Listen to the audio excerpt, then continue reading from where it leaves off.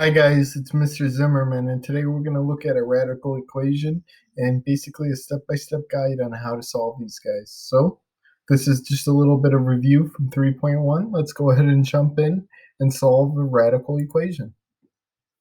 So when I'm looking at this, the key part is I have to identify the parts underneath the radical and the parts that are not underneath the radical. So I have negative x plus 6. And then I have the term negative 9, and then I also have an x minus 3. What I essentially want is I want to isolate my radical because I need to do that before doing any inverse operations. So if you want to also think about it this way, you can think of inverse operations as the opposite. And before I do the exponent step, and this is where I'm going to square each side, I have to add and subtract.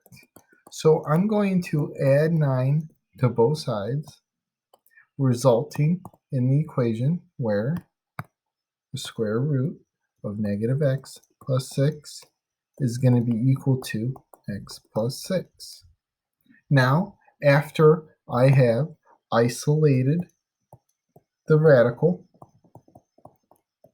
what I need to do now is get rid of it. I'm going to square both sides. So when I square the left side, only the interior is going to be left.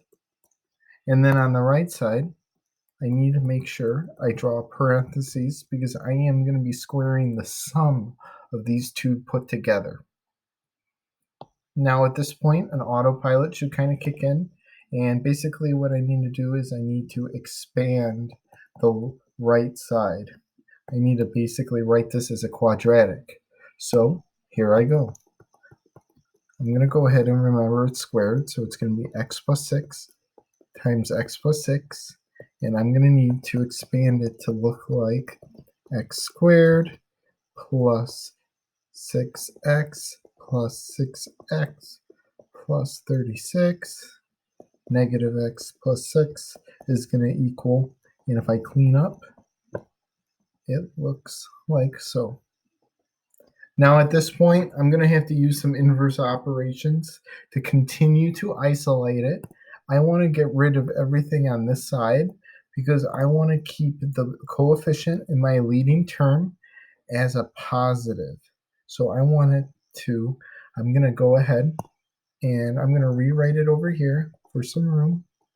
And the final steps I need to do are to use inverses to get rid of all of the parts on the left side. So I'm going to go ahead and add x, and I'm going to minus 6. And I'm writing it next to the like terms.